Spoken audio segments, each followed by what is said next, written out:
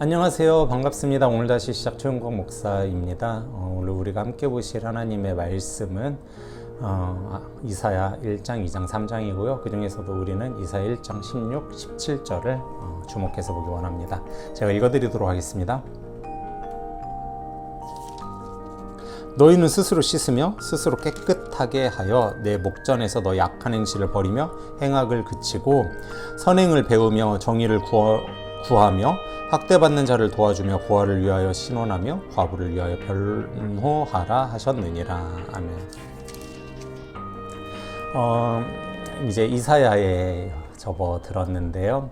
이사야 1장부터 2장, 3장, 4장 계속해서 하나님께서는 무엇을 말하시냐면 이스라엘에 대해서 굉장히 강한 이 분노를 표출하십니다.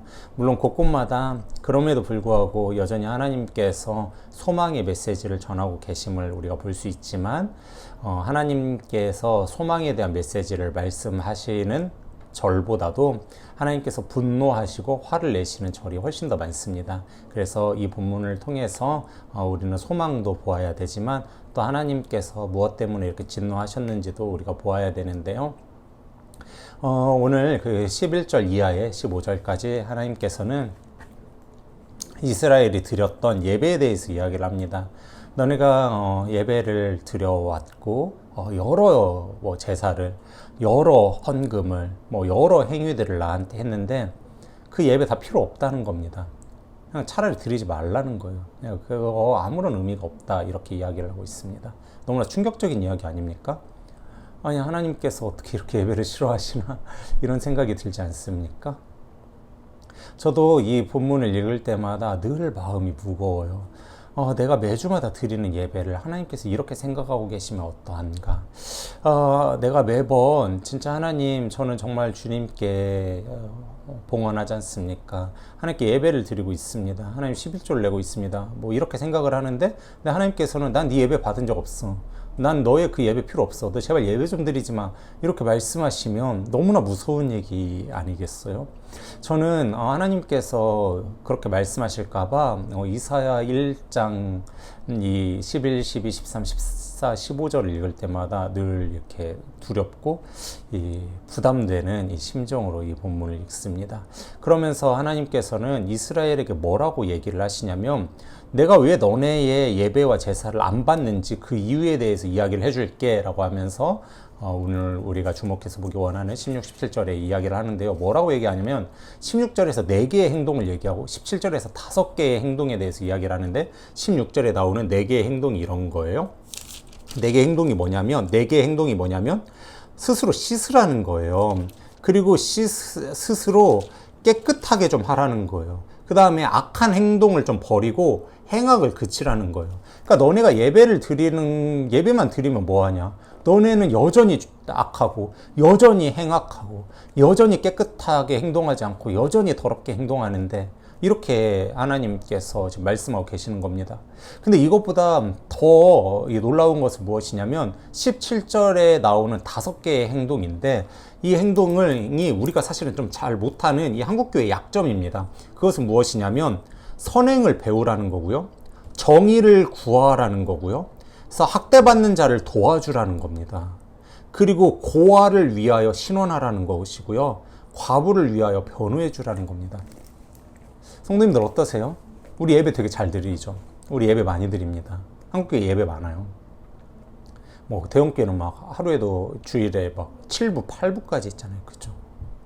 그리고 또 우리 뭘 잘하냐면요, 회개도 합니다.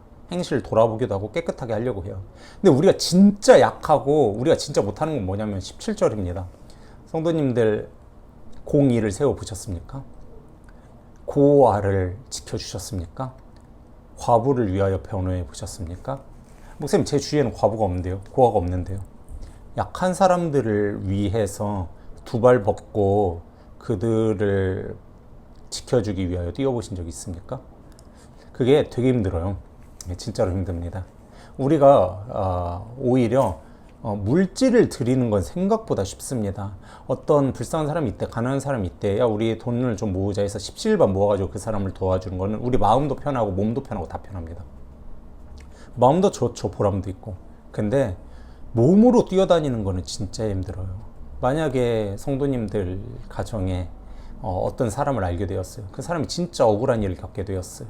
그 억울한 일을 위해서 성도님들 굉장히 바쁜 일상을 내려놓고 변호하기 위해 뛰실 수 있으세요? 쉽지 않으실걸요. 현대 크리스찬들은 저를 포함해서 너무 바쁘고요. 네, 약한 자들을 위해서 마음은 조금 쓰고 물질은 조금 쓰지만 진짜 행동으로 그들의 삶에 그들을 진짜 지켜주고 변호해주고 보호해주고 공의를 세우고 정의를 세우는 이 이사야 1장 17절의 그 행실은 굉장히 약한 게 사실이에요. 예, 솔직히. 특별히 이 약한 사람들을 챙기는 일이 되게 어렵습니다. 왜 어렵냐면 감정 소모도 많아요. 그리고 이 약한 사람들을 챙기다 보면은 오해받는 일도 있고요. 내가 도와줬는데 적반하장으로 막 더 힘들어지는 일도 많아서 우리가 그거를 좀 잘 못하고 또 안 하기도 합니다. 저 역시도 마찬가지고요. 근데 성경이 그것을 하라는 겁니다. 성도님, 우리가 예배도 잘 드리지 않습니까? 우리가 행실도 돌아보지 않습니까? 이제 우리는 딱 하나만 더 잘했으면 좋겠어요. 그것은 무엇이냐면 약한 사람들을 위해서 우리의 감정도 내어놓고 우리의 시간도 내어놓고 우리의 에너지도 드리는 일입니다. 그것이 굉장히 귀찮고 피곤한 일이에요.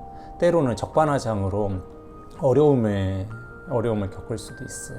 그런데 그럼에도 불구하고 우리는 그 일을 해야 됩니다. 저도 이거를 잘 못해서 늘 고민입니다. 그런데 하나님께서 언젠가 그런 일들을 잘할 수 있는 최윤광 목사로 만드시지 않을까라는 생각을 합니다. 약한 친구들을 위해서 감정도 쓰고 에너지도 쓰고 이렇게 시간도 쓰는 그러한 최윤광 목사가 언젠간 되지 않을까 생각을 해봅니다.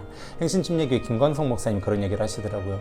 처음에는 행신침례교회가 약한 사람들을 위한 교회였는데 시간이 지나면서 점점 사람들이 많아지니까 김관성 목사님 본인도 좋은 대학 나오고 좋은 집 살고 하시는 분들과 더 친하게 지내더라는 거예요. 그게 그분들이 좋은 집과 좋은 차와 좋은 것을 갖고 있어서 친하게 지내는 게 아니라 대화가 통하니까, 말이 통하니까, 힘들고 피곤한 일이 없으니까 그렇게 하더라는 겁니다. 근데 김광석 목사님 그것을 회개했다라는 거예요. 근데 저도 늘 그 생각을 합니다. 약하고 소외받는 사람들은 그들을 챙기고 그들을 돌보는 일이 에너지도 많이 들어가고 감정도 많이 들어가고 시간도 많이 들어가고 굉장히 쉽지 않아요. 그런데 그들을 섬기고 그들을 돌보아주는 일이 진짜 하나님께서 하나님 나라 자녀들에게 바라시는 일이라 생각이 듭니다.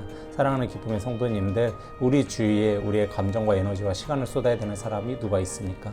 생각나는 사람이 있다면 오늘 하루 그 사람을 찾아가서 감정과 시간과 에너지를 쏟아보았으면 좋겠습니다. 우리가 한 번에 다 잘할 수는 없지만 조금씩 연습하고 조금씩 노력하다 보면 하나님께서 기뻐하시는 하나님 나라의 자녀가 될 줄로 믿습니다. 우리 예배도 잘 드리고 또 행실도 돌아보는 우리들이니까 약한 자들을 위해서 감정을, 시간을, 에너지를 씀으로써 하나님이 더 기뻐하시는 기쁨의 성도님들 되시기를 주님의 이름으로 축원합니다. 감사합니다.